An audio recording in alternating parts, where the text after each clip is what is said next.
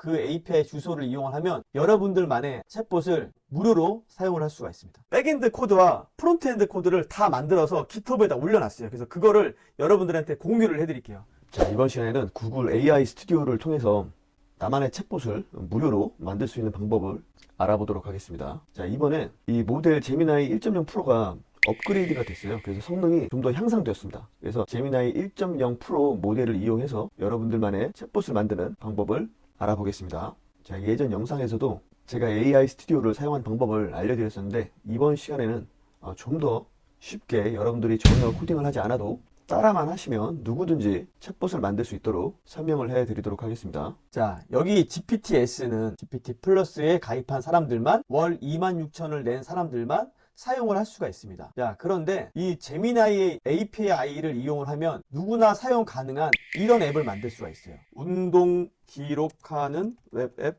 이렇게만 치고 자, get 코드를 누르면 코드 분석 중이라고 그러죠. 저는 이거 로그인도 하지 않았어요. 자, 코드 분석을 한 다음에 만들어 준 거예요. 근데 이 코드는 구글의 제미나이가 만들어 준 겁니다. 그 API 주소를 이용을 하면 여러분들만의 챗봇을 무료로 사용을 할 수가 있습니다. 확인해 볼게요.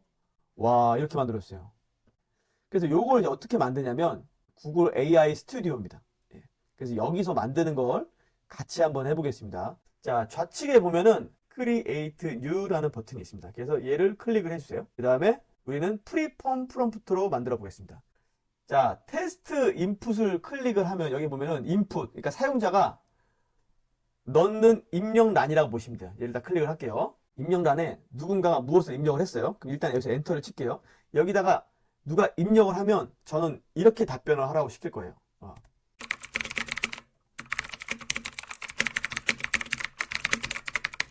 그 다음에 테스트를 해봐야 되잖아요. 우리 이 GPT에서는 우측에다가 테스트를 해볼 수 있었잖아요. 한번 비교를 한번 해볼까요? 자, 여기다가 아이디어 똑같이 한번 비교를 한번 해보겠습니다. GPT에다가 여기 이렇게 했고요. 그래서 제가 여기다가 체육대회라고 딱 입력을 하면 얘가 답변을 체육대회를 위한 아이디어를 구상해 봅시다 하면서 10가지를 이렇게 해주겠죠. 그리고 여기서 어디서 테스트 해볼 수 있냐면 여기에 보면 하단에 보면 Write Test Input이라고 이렇게 입력란이 있거든요.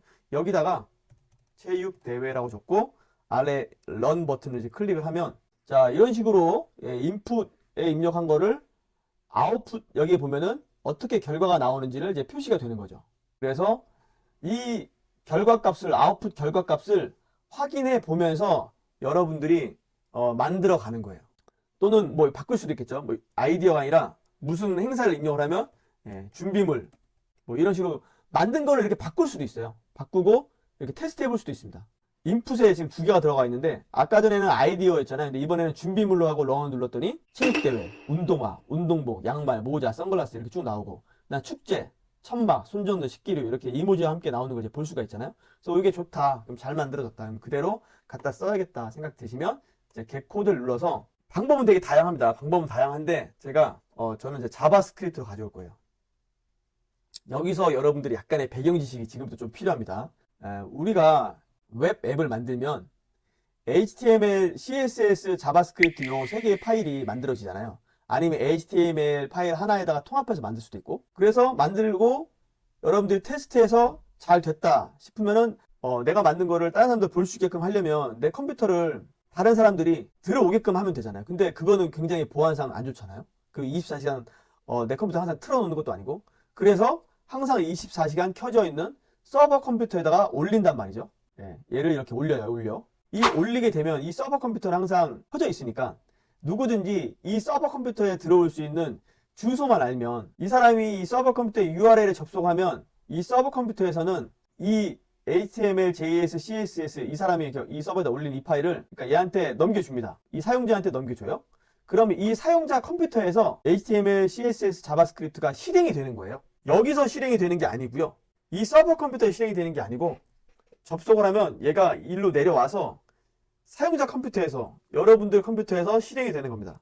자, 일반적으로 이제 웹페이지는 그래요. 그래서 이 사람이 다운로드 받아서 이 서비스를 사용을 하겠죠. 그래서 이 사람 바로 앞에 있다. 그래서 요거를 프론트엔드 개발이라고 합니다. 프론트엔드 개발. 근데 우리가 지금 만들려고 하는 거는 뭐냐면 API를 이용해서 거기에 우리의 API 키도 있어요. 이런 API 키는 함부로 유출이 되면 안 돼요. 이 API 키는 유출이 되면 안 돼요. 그런데 이거를 개발하는데 API 키는 보통 자바스크립트에 넣잖아요. 여기다 넣었어. 올렸어. 그럼 이 사람이 다운로드 받아요? 그럼 이 사람 컴퓨터에 있단 말이죠. 그러니까 보안이 굉장히 취약하죠. 그래서 이렇게 설계가 되면 안 됩니다. 어떻게 해야 되냐면 사용자 컴퓨터에서 실행되는 게 아니라 이 서버 컴퓨터에서만 실행이 되는 서버 안에 어떤 프로그램을 만들어서 서버에서 구동을 시키게끔 해줘야 돼요. 다운로드 받아버리면 거기 API 키가 노출이 되기 때문에 자바스크립트로 서버에서 돌아가는 프로그램을 만들 수가 있어요. 이때 사용한다는 게 Node.js라는 프로그램입니다. 내 컴퓨터에 Node.js가 설치가 되어 있어야지 자바스크립트로 프로그램을 만들 수가 있어요. 이건 무슨 의미냐면 여러분들 컴퓨터에 한글 프로그램이 있어야지 한글 문서를 작성할 수 있는 거랑 똑같아요. 이 서버 컴퓨터에 일단 Node.js 프로그램을 설치를 하고 그 다음에 내가 만든 제미나이 AI 프로그램을 올리는 거죠. 그러면 이 서버에 두 개가 올라가져 있는 거예요. 이 서버에는 두 개가 있어야 돼요. 하나는 프론트엔드로 이렇게 사용자가 볼 수 있는 화면이 있어야 되고요.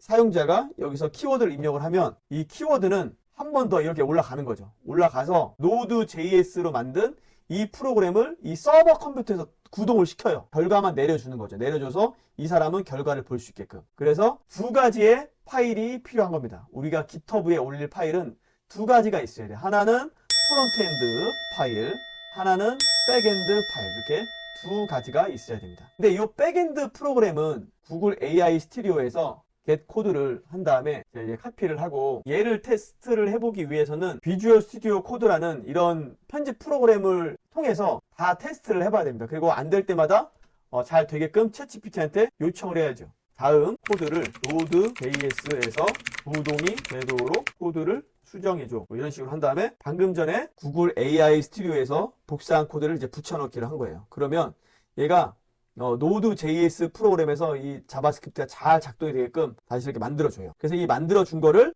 비주얼 스튜디오 코드로 테스트를 쭉 해보니까 잘 작동이 된다. 그러면 얘를 저장을 해서 GitHub에다가 올리시면 돼요. 그래서 이 백엔드는 구글 AI 스튜디오가 만들어준 코드로 만들 수가 있고요.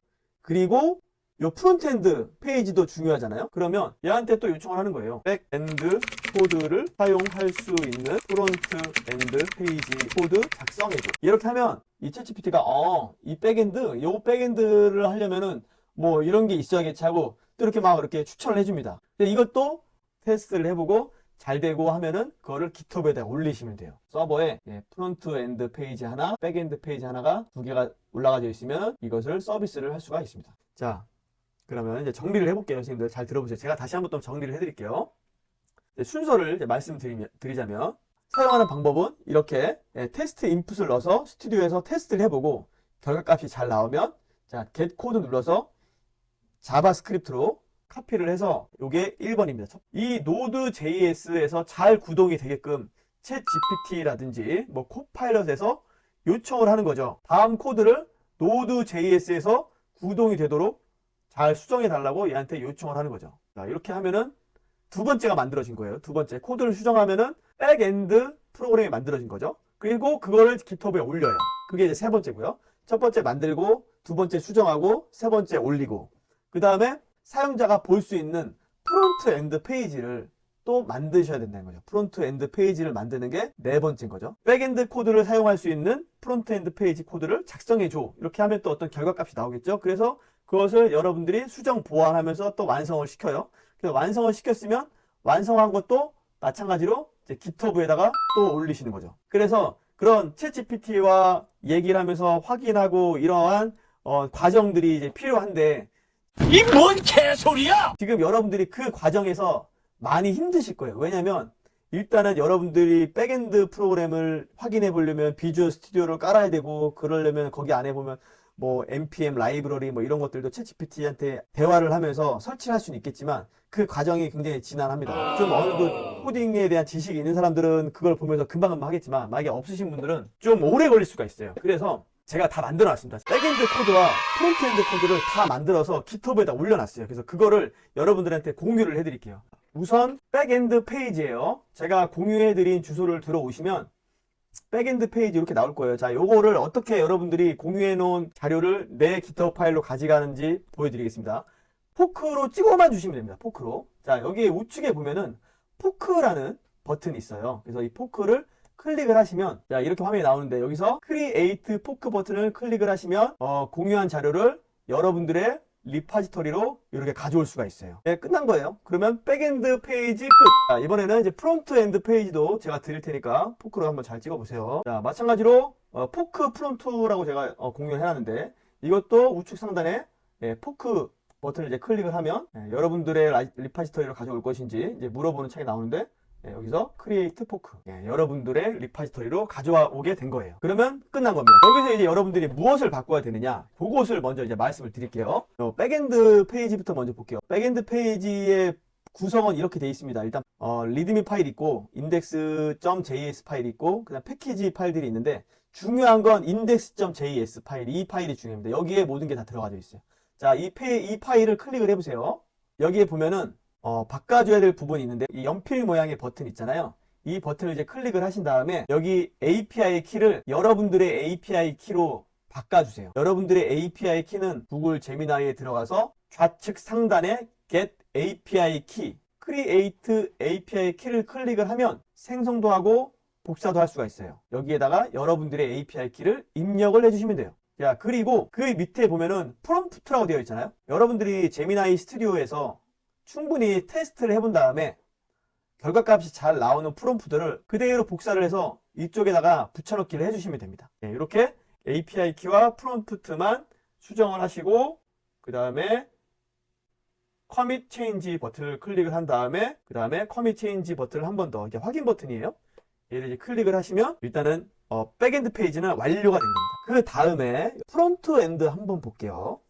프론트 엔드 페이지. 자, 중요한 부분은 이겁니다. 이것도 마찬가지로 기능적인 부분이 중요하기 때문에 script.js, 자, 이 파일을 이제 클릭을 하면 여기서 바꿔야 될 부분이 있어요. 바꾸셔야 될 부분은 이 부분을 바꾸셔야 됩니다. 여기에 보면 클라우드 타입 서버 주소 입력이라고 되어 있죠. 클라우드 타입 서버 주소 입력이 되어 있는데, 이 서버 주소가 이제 무엇을 얘기를 하는 거냐면, 개발자가 두 가지 파일을 지금 올려놨잖아요. 하나는 백엔드 파일, 하나는 프론트엔드 파일. 그리고 요청을 하면은 이 사람은 GitHub에 들어가서 프론트엔드 파일을 가져와서 이 컴퓨터 실행시키니까 볼 수 있단 말이죠. 그런데 이 사람이 뭔가를 요청했을 때 얘가 다시 요청을 해야 되잖아요. 그러면은 그 GitHub 주소 그냥 적으면 되는 거 아니냐, 이렇게 생각할 수 있는데, 그렇지가 않아요.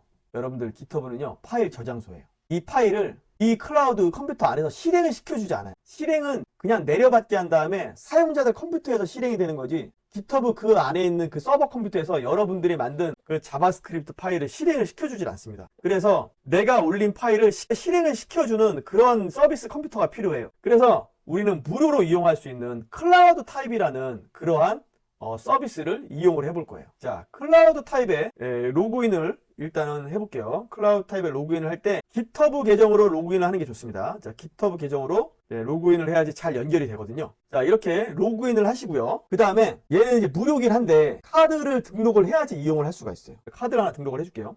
자, 이렇게 등록을 하면 이제 여러분들이 요것을 사용을 할 수가 있어요. 자, 일단은 그래서 카드를 등록을 했어요. 그러면 이제 GitHub에 올린 그 서버 파일을 구동을 여기서 연결을 시켜서 구동을 시킬 수가 있습니다. 자, 플러스 버튼을 누르시고요. 여기 보면 여기다가 직접 파일을 올려도 되는데, GitHub에 이미 우리는 올려놨기 때문에 GitHub 저장소 배포하기를 클릭을 하세요. 그 다음에 여기 보면 저장소를 선택을 하세요로 나오잖아요. 여기에 여러분들이 방금 전에 포크한 거, 포크 백엔드 페이지를 연결을 해야겠죠. 프론트엔드 페이지 연결하시면 안 됩니다. 백엔드 페이지를 선택을 하시고요.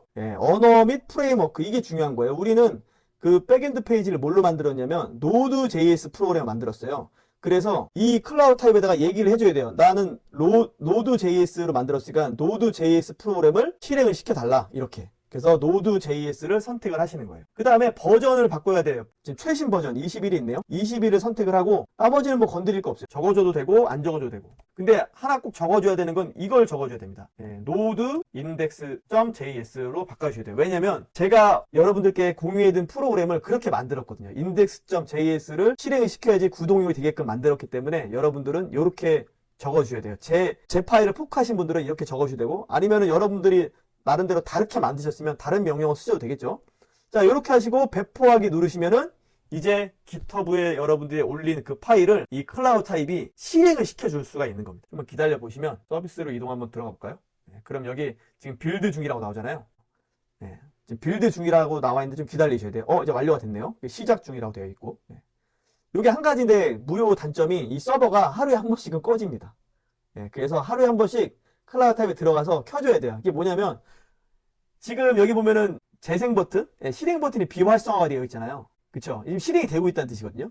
내가 만약에 중지하겠다. 중지하고 싶으면 이거면 정지 버튼 누르시면 돼요. 근데 다음날 여러분들이 클라우드 타입 들어가시면 아마 이 실행 버튼이 활성화가 되어 있을 거예요. 정지가 된 거죠. 한 번씩 눌러주셔야 돼요. 그러니까 하루에 한 번씩. 그래서 일단 한번 접속을 한번 해볼게요. 접속하기를 일단 눌러볼게요. 접속하기 들어가면은 이 주소가 여러분들이 프론트엔드 페이지에서 연결해야 될 주소입니다. 그래서 이 주소를 복사를 하세요. 다시 GitHub으로 돌아와서 프론트엔드 페이지로 돌아오세요. 자, 여기 클라우드 타입 서버 주소 입력이라고 되어 있는 이 URL에 방금 전에 복사한 주소를 붙여넣기를 하는데요. 이 제너레이트 그 앞에다가 붙여넣기를 하시면 돼요. 이렇게. 그리고 커밋 체인지를 누르시면, 확인 버튼 누르시면 완성이 된 겁니다. 사용자들이 내가 만든 서비스에 들어올 수 있게끔 하기 위해서는 우측 상단에 보면 버튼 있죠. 세팅 버튼 들어가서 좌측 메뉴에 페이지스라고 있어요. 그래서 페이지스를 클릭을 한 다음에 여기 브랜치 밑에 넌이라고 되어 있는 이 부분을 메인으로 바꿔주시고 세이브 버튼을 클릭을 하시면 잠시 후에 이 프론트엔드 페이지에 접속할 수 있는 URL이 생깁니다. 그래서 그 URL을 배포를 하시면 그 URL을 통해서 접속한 사람은 누구든지 여러분들의 서비스를 사용을 할 수가 있는 겁니다. 자, 요거는 주소가 생기는데 약간의 시간이 걸려요. 그래서 잠시 있다가 다시 들어와 보면 아마 생겨 있겠죠. URL이 안 보이시는 분들은 파일명을 클릭을 하면 여러분들의 이제 폴더로 돌아갈 수가 있거든요. 여기 한번 돌아갔다가 다시 세팅 페이지에 들어와 보면 아마 보이실 거예요. 그래서 URL을 이제 클릭을 하면 이렇게 만들어 놨습니다. 그러니까 이렇게 만들어 놓은 제 디자인을 여러분들이 챗GPT를 이용하시든 여러분들이 직접 CSS 디자인을 하셔가지고 여러분들의 입맛에 맞게끔 바꾸시면 되겠죠. 그러니까 이 챗봇 서비스는 어떤 행사명을 입력을 하면 준비물을 알려주는 그런 서비스예요. 이렇게 생일잔치 이렇게 누른 다음에 전송을 딱 클릭을 하면 답변이 나올 때까지 이렇게 분석 중이라고 뜨고 답변이 나오면은 팝업 창으로 나타나게끔 이렇게 했습니다. 그래서 여러분들이 바꾸시면 돼요. 배경도 바꾸고 위에 제목도 바꾸고 사용자한테 표시되는 프론트엔드 페이지에서 인덱스 파일을 클릭을 하시고 들어가 보시면 여러분들이 가지고 있는 배경 이미지로 이미지를 바꿀 수도 있고요. 그 아래에 제목도 제가 표시를 해놨으니까 바꾸실 수가 있습니다. 자, 아니면 이 전체 HTML 파일을 여러분들의 입맛에 맞게끔 바꾸시면 되겠습니다. 자, 지금까지 설명해드린 내용을 참고해서 여러분들만의 창의적인 챗봇을 만들어서 잘 활용해 보시기 바랍니다. 감사합니다.